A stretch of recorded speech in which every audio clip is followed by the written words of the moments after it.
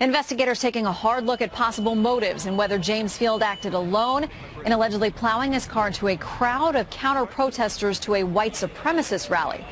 Good morning. I'm Shannon Bream live in America's Newsroom on a very heavy Monday morning. Welcome. Heavy, busy weekend, sad weekend as well on a lot of different levels. I'm Leland Vittert in for Bill Hemmer. Live look right now at the Charlottesville General District Court where a bond hearing is expected to get underway for James Fields this morning. That Saturday rally in Virginia turning deadly about 1:40 in the afternoon when a car slammed into a crowd, causing this horrific scene.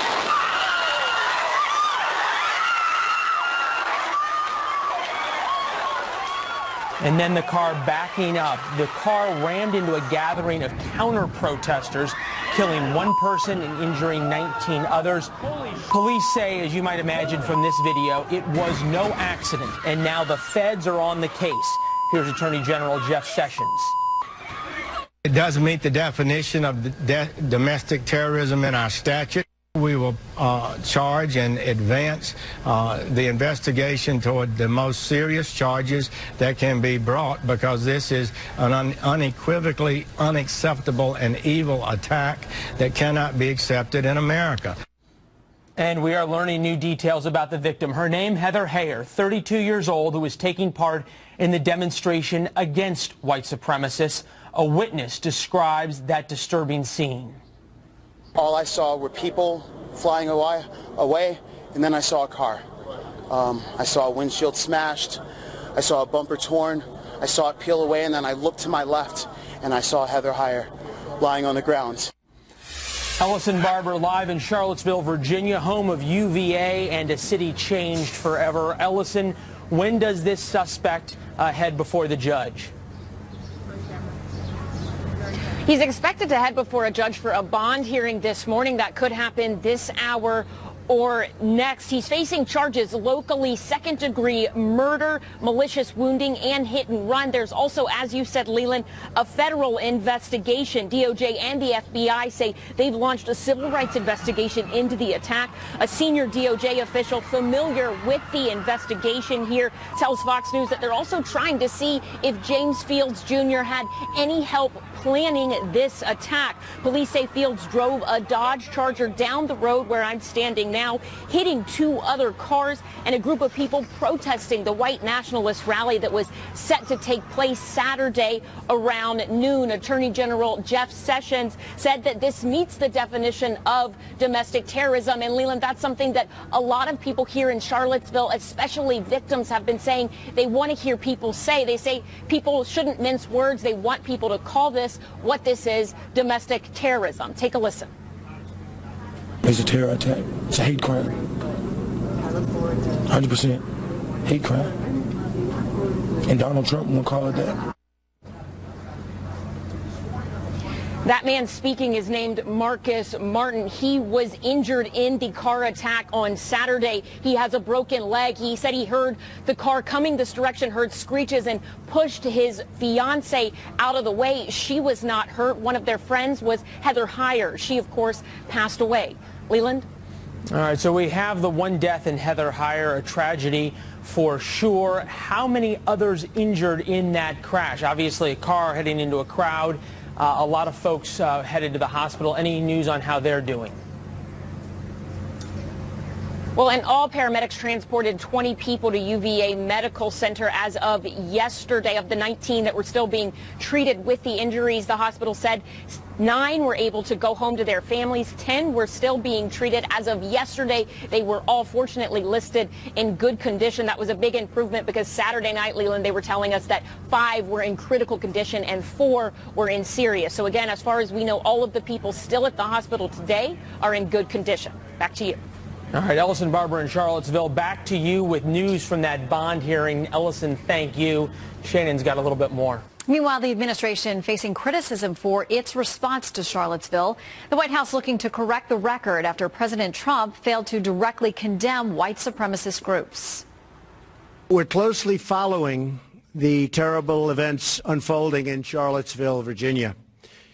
We condemn in the strongest possible terms this egregious display of hatred, bigotry, in violence on many sides. Kristen Fisher is live at the White House. All right, Kristen, what are you hearing today? Do we think that the president is going to address this again?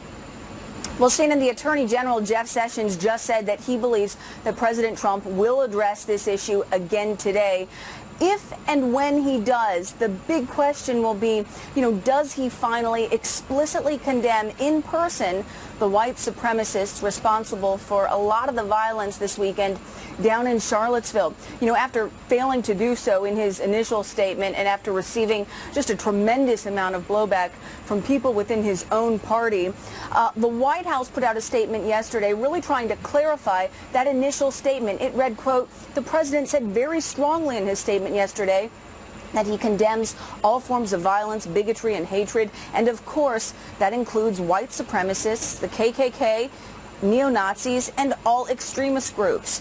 But that was an anonymous statement, not attributed to the president. And a lot of Republicans here in Washington say that they want to hear from President Trump directly in person, and they want him to say something along the lines of what the vice president said last night. Listen. We have no tolerance for hate and violence from white supremacists, neo-Nazis, or the KKK. These dangerous fringe groups have no place in American public life and in the American debate, and we condemn them in the strongest possible terms. Now, today during President Trump's day trip to D.C., he's expected to meet with his Attorney General and with the FBI Director about Charlottesville. And of course, Shannon, he could issue another statement at any time.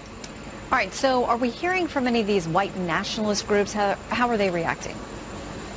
Well, they seem to be very pleased so far with President Trump's response. The Daily Stormer, which is really a premier neo-Nazi website, its leader put out a statement yesterday in response to President Trump's initial statement, and it said, quote, "Trump comments were good. He didn't attack us. When asked to condemn, he just walked out of the room. Really, really good. God bless him." Now, Republicans like Senator Lindsey Graham said yesterday that they really want President Trump to come out and distance himself from those groups once and for all. These groups seem to believe they have a friend in Donald Trump in the White House. I don't know why they believe that, but they don't see me as a friend in the Senate. And I would urge the president to dissuade these groups that he's their friend. And Shannon, President Trump certainly has a chance to do that today. All right, Kristen Fisher live for us at the White House. Thank you, Kristen. And let's bring in Daniel Halper for more on this, contributing editor for the Washington Free Beacon. Daniel, good Monday to you. Busy weekend for sure. From your former colleague at the Weekly Standard, Steve Hayes, writing on Saturday, we know by now what it looks like when Donald Trump wants to condemn someone. Brit Hume is a dope and a know-nothing. Mika Brzezinski is dumb as a rock and crazy. Bill and Hillary Clinton were real predators. Ted Cruz is wacko and weak. Chuck Todd, pathetic and very dishonest. James Comey, nut job. The list goes on. Donald Trump is an unflinching critic of anything and everything he finds un-American. On Saturday, he flinched. Reasonable people can agree neo-Nazis are bad and what happened in Charlottesville is terrible. Also, no question that the president is a media genius. So not whether or not he should have called out these neo-Nazi groups by name, but why didn't he? Well, obviously, it's very difficult to get into President Trump's head, and clearly many people in his administration seem to think that it's the right thing to do to call these people out. Vice President Pence, of course, did it last night. Attorney General Jeff Sessions did it this morning. Ivanka Trump, a top White House aide, and of course the president's daughter, did it yesterday on Twitter. In fact, the fact that they're doing it so clearly highlights the fact that President Trump isn't up to this point, and I think it's really upsetting a lot of people around this country.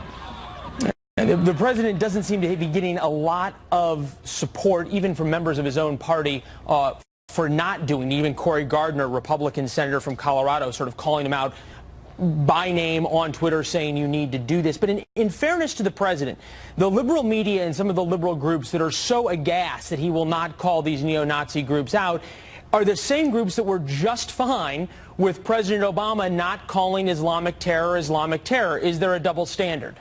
Sure, there is a double standard, but, you know, there's one person who wasn't fine with President Obama and Hillary Clinton not calling Islamic terror, and that's Donald Trump. He made it very clear he would often criticized President Obama and Hillary Clinton, calling them politically correct fools. And how can you defeat Islamist ideology if you don't call it out? And yet this very action on Saturday is being defined by President Trump's national security advisor and his attorney general as an act of domestic terrorism. And yet we, again, are not being clear about what this is, what happened, what this threat is, and how, of course, can we defeat it if we're not being clear about it. So I think there is hypocrisy in the media, as you suggest, because they didn't seem to care when President Obama didn't. But there's also, I think, hypocrisy at the top of the White House when President Trump isn't clear with his own words. All right, live pictures still from Charlottesville as we await that bond hearing. Very quickly, Daniel, we heard from Kristen Fisher that these neo-Nazi groups truly seem to be emboldened by the lack of response from President Trump personally. Does that become a continuing problem for the White House, or is this over after this bond hearing, after Attorney General Sessions begins his investigation as a federal civil rights investigation? I think it continues until President Trump uses his language to clearly denounce them. I think he's done this for long enough to where they see it as a wink. But if he can be clear continuously, if this ever happens again, to just say something very soon, then I think it could be received very differently. All right, Daniel Halper in Washington starting us off. Daniel, thank you. Shannon, Thanks, so many now saying that the president really missed an opportunity here to be presidential. Even Anthony Scaramucci saying just that he did not use the moral authority of the presidency. Yeah, I suspect we'll hear more from him. I mean, Charlottesville's such a beautiful town, and to see it ripped apart with old, horrible wounds ripped open again. Some healing words from the commander-in-chief and some tough words would be good. Yeah. We'll see. Well, with all the breaking news across the country and the world, President Trump is on the move this hour, leaving his working vacation to head back to the White House temporarily. Plus this.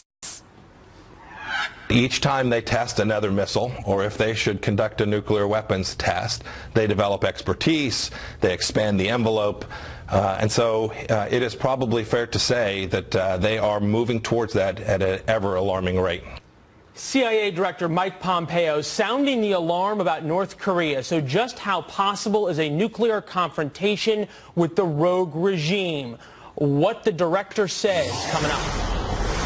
And a Fox News alert on a deadly shooting at a racetrack. We are getting word of multiple deaths reported. We'll have the very latest on that next.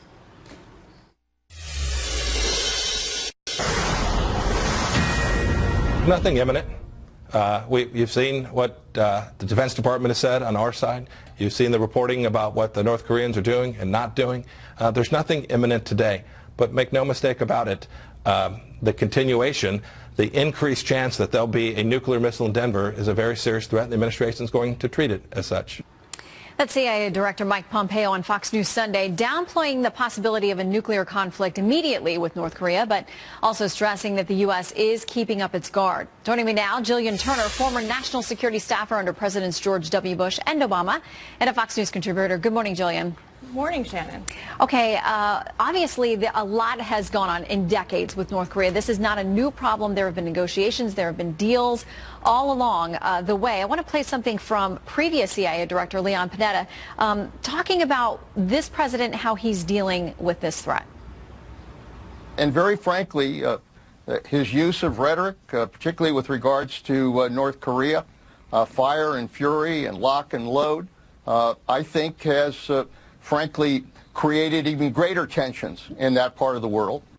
What do you think, Jillian? I mean, is this the language that Kim Jong-un understands? Is the president making things better or worse, in your opinion? Well, it's certainly what I think President Trump is aiming to do with this fiery rhetoric. It's a marked departure from what we've seen previous American presidents adopt, everybody from John F. Kennedy and dealing with nuclear threats to President Obama most recently. But that's not to say it won't ultimately work. I think the underlying policy for President Trump remains the same. I don't think there has been a change. It is a focused and a real emphasis on strategic deterrence. So that means diplomacy, diplomacy, diplomacy at the forefront, but maintaining a credible threat of using military force. The only thing he's doing here, from my perspective and my opinion, is a stylistic change. And that gets to what you bring up, the fiery rhetoric. So I think, and as much as that indicates, a change, it's really window dressing. It's not a change in policy. Well, The previous administration, a number of people are speaking out, prominent names and faces that we all know from the last administration, talking about how this is not healthy, this rhetoric is not helpful, but also expressing some surprise at how advanced the North Korean program appears to be. Well, here is current CIA Director Mike Pompeo on that surprise issue. The intelligence community has done remarkable work to deliver to policymakers the progress that the North Korean regime has been making. But it doesn't surprise me that folks who came before me now act surprised. They did nothing. So he says they shouldn't be surprised that we're now where we think we are with a nuclear warhead being able to be equipped to an ICBM pointed at the U.S. mainland.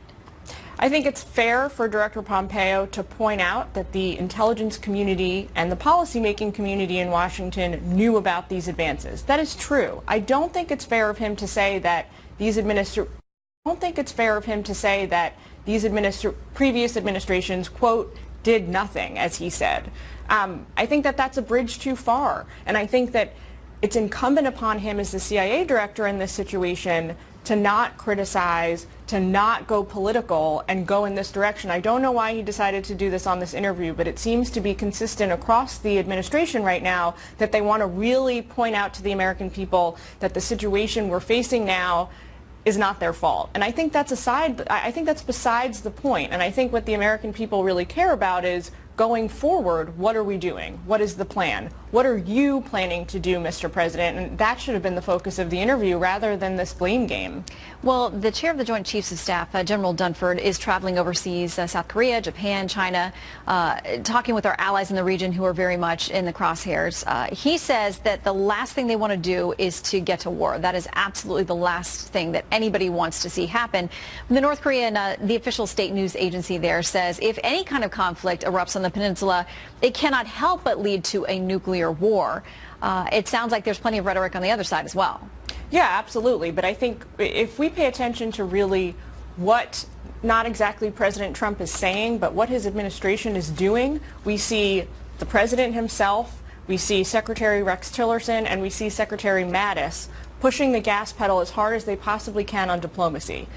They have traveled to the region. President Trump has been in pretty much constant contact with China and Japan since assuming office. They are behind the scenes going into overdrive on this. So I think the diplomacy is still at the forefront here, no matter what anybody says. All right, Jillian Turner, always good to see you. Thank you so much. Thanks, Shannon.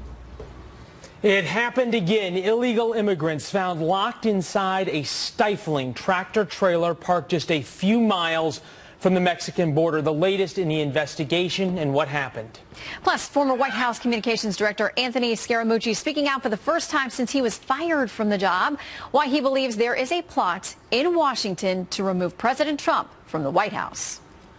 Whether I was the White House Communications Director or not, I don't think you're going to change the president. The president's going to do what he wants to do, how he wants to do it. But I think it's important for the people around him, George, to give them direct. There is a manhunt underway for a suspected gunman wanted for shooting and killing 3 men last night at a car racing event in Wisconsin, just south of Milwaukee. 2 of the men died at the scene, the other while being taken to the hospital. 3 gentlemen that were shot were all standing by, like I said, a food vendor of some sort, and they walked up, shot him, sounds like point blank, and then I don't exactly know how he left the scene. We were told it was a black vehicle, and I don't even know the type of vehicle right now. More than 5,000 people were at the raceway when that gunfire broke out. No one else was injured. More than a dozen illegal immigrants found inside a hot tractor trailer in Texas, just about 20 miles from the border. That truck parked at a rest stop in Edinburgh, Texas. This, of course, just weeks after Texas authorities found nearly 100 illegal immigrants locked inside a sweltering tractor trailer in San Antonio. 10 of them died. Casey Stiegel now live from our Dallas bureau. Casey, how did authorities find out about this trailer? Well, Leland, this is interesting. One of the immigrants' relatives in Mexico actually alerted authorities. We understand they got worried because they had not heard from their loved one. So they notified authorities. Authorities tracked them down to this truck stop in Edinburgh, Texas. When first responders arrived at that truck stop, they started knocking on doors of 18-wheelers until they heard people yelling for help. Officials say they discovered about 17 illegal immigrants who were locked in the back of that hot trailer and had been there for at least 8 hours, according to the local assistant police chief. The feds say that these victims were from places like Mexico, Honduras, Guatemala, even Romania. Their conditions are not known, but we can tell you that 2 people, a man and a woman, allegedly connected to that trailer, have been detained at the scene, and Border Patrol continues to investigate this morning, Leland. Second incident like this in just the past couple of weeks that we know about. Is this a new trend, or are we just hearing about these things?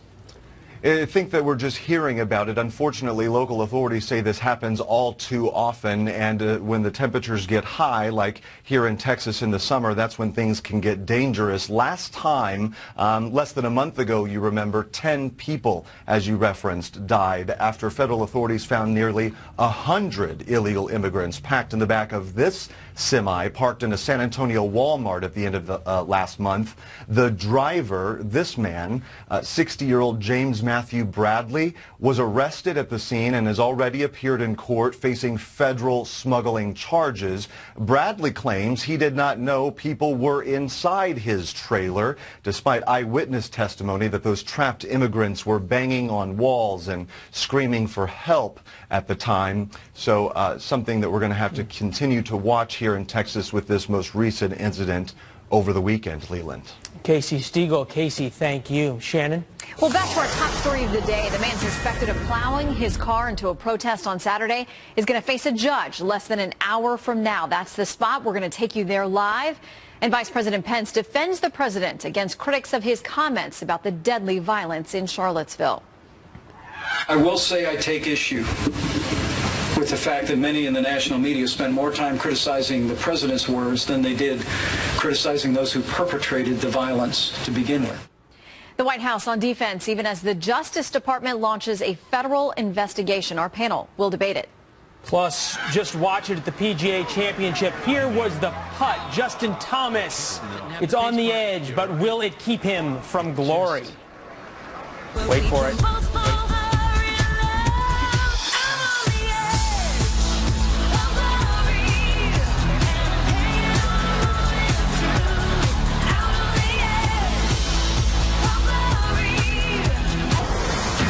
And a Fox News alert is the man suspected of crashing his car into protesters on Saturday will be facing a judge there, Charlottesville, Virginia, just about an hour from now. Meanwhile, Attorney General Jeff Sessions announcing the Department of Justice will conduct a full civil rights investigation into the deadly violence in Charlottesville this weekend. Chief Intelligence Correspondent Catherine Herridge from Washington. Catherine, full civil rights investigation. What does that mean?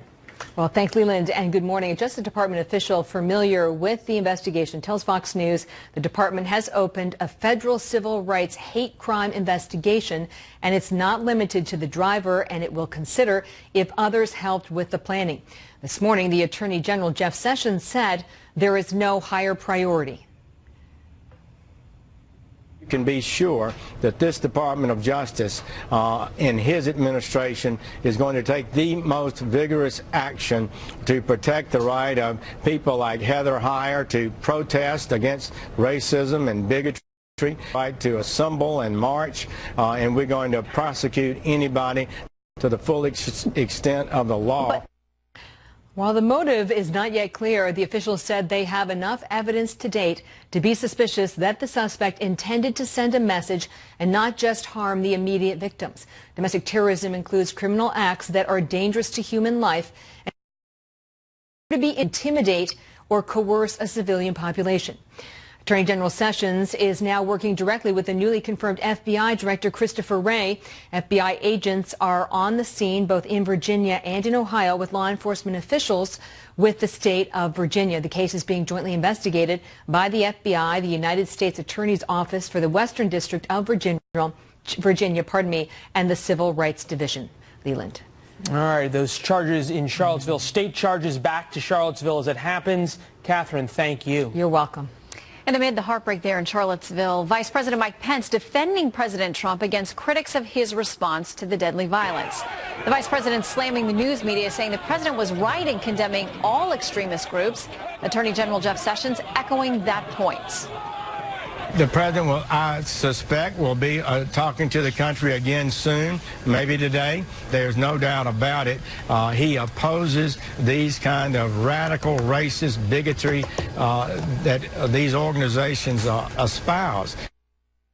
Deneen Borelli is chief political correspondent for Conservative Review and a Fox News contributor. Marianne Marsh is a former senior advisor to John Kerry. Welcome to you both. Good morning. Good morning. I want to start by playing what the Charlottesville mayor had to say about what he wanted to hear from the president. Let's start there. And this is not hard. There's two words that need to be said over and over again: domestic terrorism and white supremacy. That is exactly what we saw on display this weekend, and we just aren't seeing leadership from the White House. Deneen, did he miss an opportunity to be more clear in his statement? Shannon, I think the president made a strong and clear message. Condemning all hate groups who perpetrate hate, violence, and anything that is against individuals that is just not acceptable in our country. And I think Vice President Mike Pence is correct. The media reminds us that really the president is fighting a three-front war. He's fighting the media with their obsession with Russia and finding anything that's wrong with him to criticize him with fake news. He's fighting the Democrats who are still mad that they lost the election. You even have Democrats who refuse to support the president or even go to his inauguration.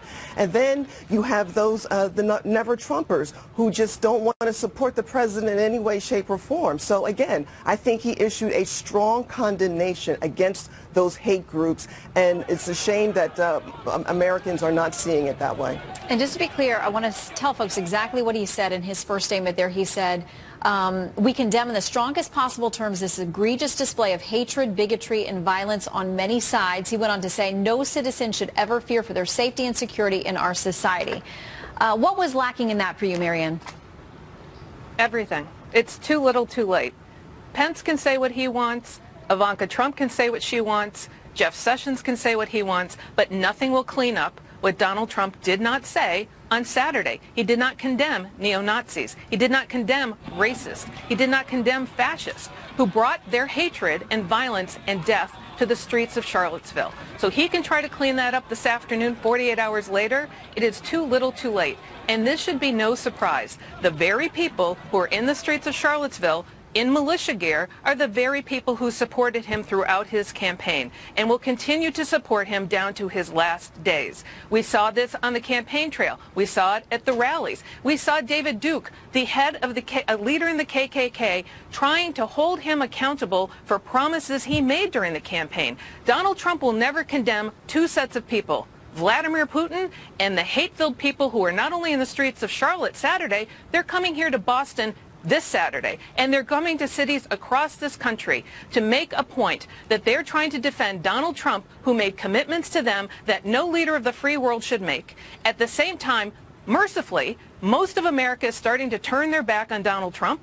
The world's turning its back on Donald Trump, and even Republicans are turning their backs on Donald Trump because of his pitiful performance on Saturday as the leader of this country, who was unwilling to name and condemn people who killed people on Saturday for things we fought two wars over years ago. Marianne, so listen, he said all hatred, bigotry, and violence that was involved there. He many condemned sides. it in the strongest, Many sides is a disqualifying statement. Not to defend him, but just saying, to hear those words, it would sound like it applies to everyone who was involved there on all sides. There was violence on both sides. It does, Shannon. It did apply to all of those, just as he said. The people who were hurt were the ones standing up to Nazis, racists, and fascists. Yeah, Marianne, they were standing up to them. That's Americans. The people who went to those streets are traitors, not patriots, traitors. Okay, let's bring up Deneen, the Attorney General. They've launched a full investigation from the Justice Department. He says we probably should expect, he thinks, thinks that we'll hear from the president again. What opportunity does he have now